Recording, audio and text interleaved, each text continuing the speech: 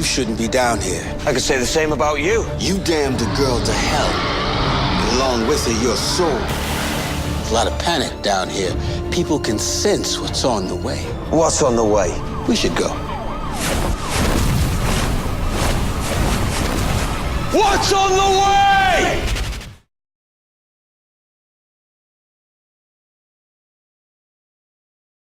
Goyer, and writers Mark Verheiden, Christine Boylan, and Cameron Welsh.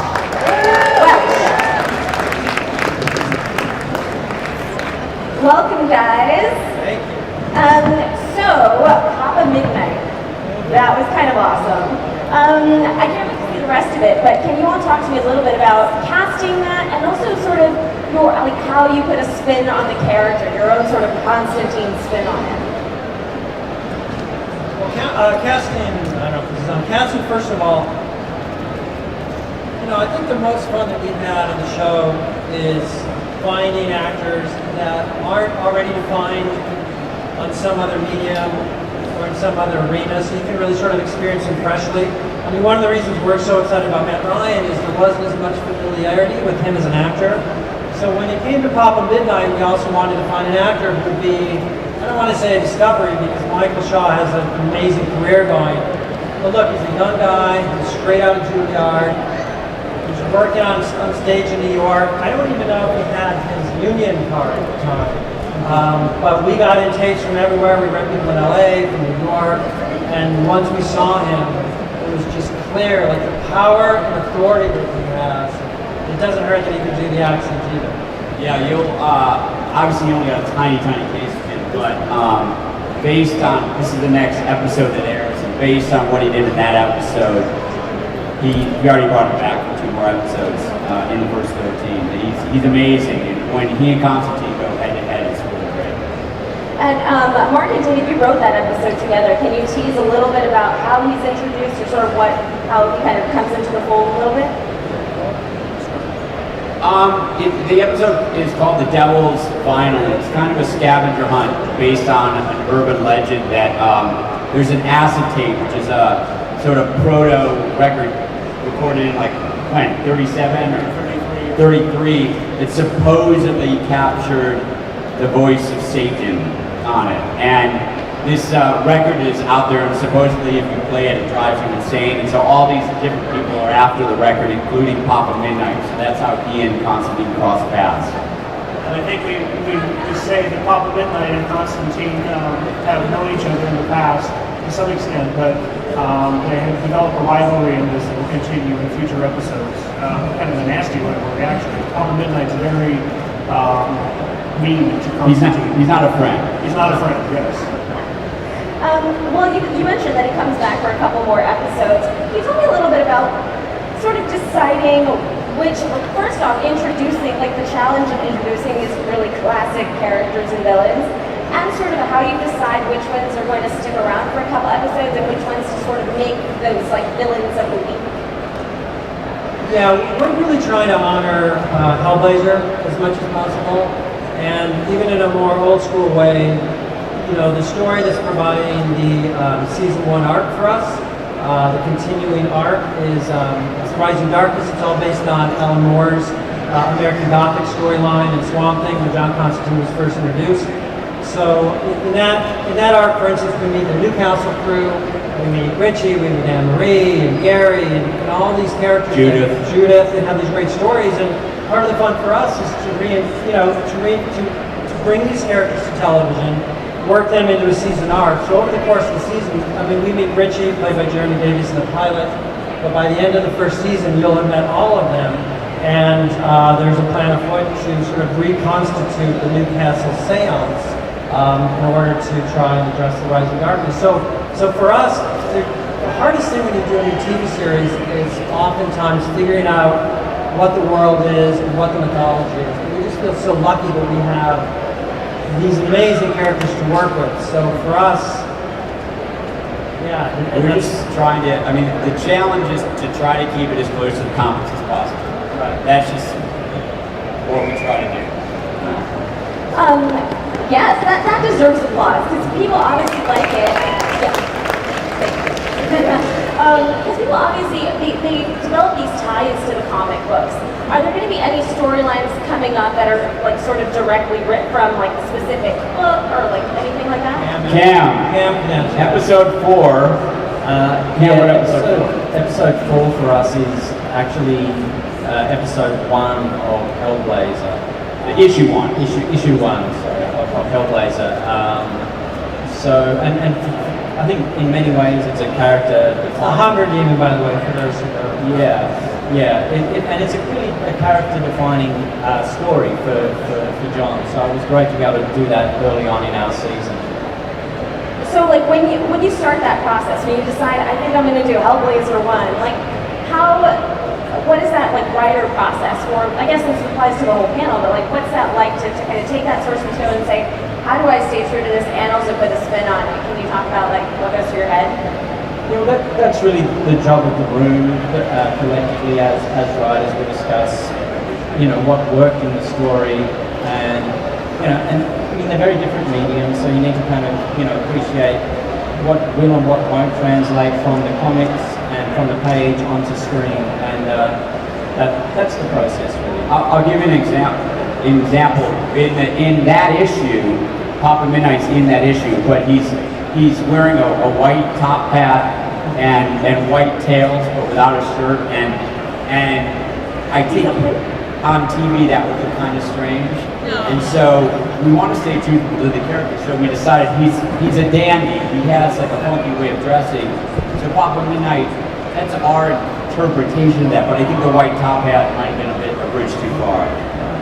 And you know, like if anybody knows issue 1 of Hellblazer, you'll see John take a journey to Africa as part of the investigation.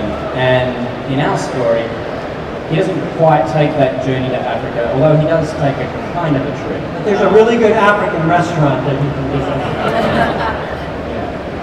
It's a funny one. I'm trying to not be, obviously you don't want to give away too much, but then again, it's a 30-year-old story, so I think a lot of people have got a fair idea where it's going. The budget for like an African trip is probably season 2, I think. Yeah. That's a flashback in Africa. So I want to go back to the Newcastle crew, because we do, like you said, you're going to be introducing them throughout the first season. How did you decide to roll their introductions out so quickly? Like they're all going to be happening a lot faster than I even anticipated them to.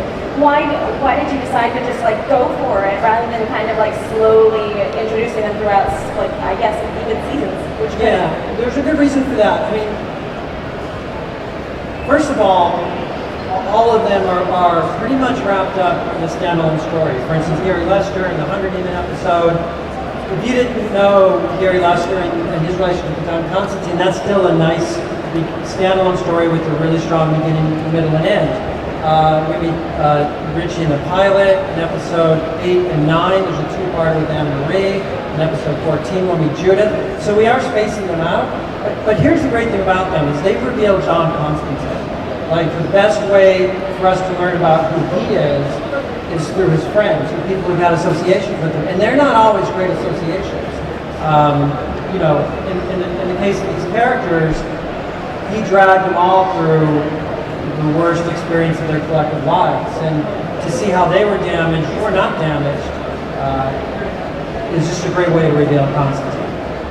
So if that's your approach for revealing sort of aspects of his personality, how are we going to learn more about Zed? There's always this tension. I think sometimes on a network show to do Case of the Week, and I've seen some early reviews that said, oh, it's going to be Case of the Week. It's not exactly Case of the Week. It's sort of a hybrid between serialized and Case of the Week. So with Zed, what's the first episode where we learn a little more? You learn more about her, and we're you know, if you know the comics, she's involved in the Resurrection Crusade, and that's ultimately our intention is to go in that direction. Yeah, she has a really rich backstory that we want to dig into, but the nice thing about it is unlike the character of Liv from the pilot, Zed has skills, she's had these skills for a while, and she's just a stronger character. I mean, the whole idea of the supernatural world being out there isn't unfamiliar to her because she's been having these experiences. So she's someone who can just go toe to toe with John, and we just feel like that's a lot more exciting dynamic to watch than to constantly have John as a character who's just going to be tagging along and asking a lot of questions as an audience process. So we're excited about that. Yeah, we saw her debut on last night's episode, right? Did we like that? Did we dig her? Yeah. I thought she was really fun and had really great chemistry with him too. Yeah. Are you having fun with the pairings on the show? Sort of putting John with the supporting characters and some of these people that come in for the one episode a week, like. Yeah, I mean, there's a great interaction with Manny, played by Harold Perrineau. You'll be seeing a lot more of him in the next few episodes. And one of the best interactions so far is in an episode Christine did. 5, 6, which one is it? 5. She did the one that introduces Jim Corrigan, if you want to talk about Sure. Jim Corrigan, I'm really lucky I got to write him. He's amazing. The idea of exploring just that elusive idea of justice through just a regular old cop character. He starts out as just a detective who is out for justice. And ultimately, he's going to become the greatest symbol of justice that, the DC universe has, really. But in that journey, he and John are almost mirrors for each other when they meet. We get to see Corrigan's worldview open up as he experiences a little bit of what John has to go through every single day. It's a really great bunch of two-handed scenes between the two of them, and the actors were just fantastic. It's also interesting in our show. I mean, obviously Constantine met Jim Corrigan, but Corrigan was already the Spectre in the comic books when they met. But in our show, he's not the Spectre yet, so it's kind of interesting. But you asked how those characters come about. I mean, Jim Corrigan's a really good example. In Christine's episode, we had cause for a detective to witness a supernatural murder. It was a big part of the story. And we're constantly looking through kind of the DC archives and saying, how can we introduce them and start laying in mythology? And it was just a perfect opportunity because it's like, wait a minute, we need a guy who's in the know. Let's make it Jim Corrigan. We can introduce him. We can sort of start laying the path for the journey that if you're a DC fan, you know he's eventually going to take. And then we can drop in as many sort of Easter eggs as possible and really start shaping that character. So, if and when we do see him turn, we'll be invested in him. We'll know him. Our characters will know him. We'll care about him, and hopefully it'll be a lot more exciting than just meeting Jim Corrigan in a pilot, for instance, and he just turns in one episode. Right. Like we get to know the context of their characters, and then see the moments that we're looking forward to seeing. It means a lot more, definitely. In terms of some of the episodes, what episode are y'all writing right now? Take me inside the writer's room. 14 is being written. 15 and 16 are ones that outline. One is being broken in the room. That's about where we are right now. So we already know, I know there's probably a lot of hardcore Constantine fans out there that kind of know some of the characters that we have coming up. Are there any that you can tease that we might be seeing that we haven't maybe talked about yet? Right. I'm waiting. I just want to know. Yeah, episode 10 we've shot, and and again, there's a bit of a hybrid here. There was a story that we liked a lot. I don't remember the name of it, but it was from Hellblazer. I think it was in the middle of the run, and what's the name of that story? All His Engines. What is it? All His Engines. All His Engines. And people in New York were starting to fall victim of comas. You're gonna forget which was the comic now and which was our story, but people in New York started falling victims to comas, and there was a demon behind it, and he was stealing souls and using them as power. And we thought, well, okay, we liked. First of all, Chaz is from New York. His family's in New York. We play a lot that he goes back and forth to visit his daughter, who he doesn't have custody of. And we thought, well, what if his and this is in the comic, his daughter falls victim to the coma. So that was a really nice opportunity for us to kind of loosely use a story. But in the midst of that, we didn't want to do another demon story because we didn't want to make it a demon every single week. So we're like, all right, what's another dark force that can be stealing souls for power? And again, we scanned the DC archives and we hit on Felix Faust. as a potentially interesting character who we could work into the story. So we also have this great actor who we love. His name is Mark Margolis. If you're a fan of Breaking Bad, he was the elderly gentleman in the wheelchair. He's also David Duchovny's father in Californication. He's played a million mobsters over the years. Just a really tremendous actor. So that was a really nice opportunity to bring in a decent character. Mark, you're working on... The one I'm working on right now, episode 16, has a fairly remote and obscure DC character, which is Terry 13, Dr. 13. Wow. There you go. There he is. Who is the ultimate skeptic, sort of, in the supernatural DC universe. And so having him work with Constantine on a case felt like a natural. So we're doing episode pits those two against each other later in the run. And 12 has it's not, we're not going fully, but it's got Eclipse's Black Diamond as sort of the MacGuffin that they're dealing with at 12. So. Roll it out slowly. Oh, that's exciting. And we're not going full Eclipse yet. And I'm working on 13 at the moment, and again, that's another classic Hellblazer Oh, right. Another story. straight from the comics. It's an adaptation of Hellblazer number 4, issue number 4. So, yeah, I mean, that's I think one of the best things about this show, as a writer, is that we have at our disposal the whole DC universe, and we've got obviously a great relationship with everybody there, and to be able to play in that toy box is so much fun. Yeah, you all kind of have like the coolest corner of the DC toy box. We like it. It's like a demon. Yeah.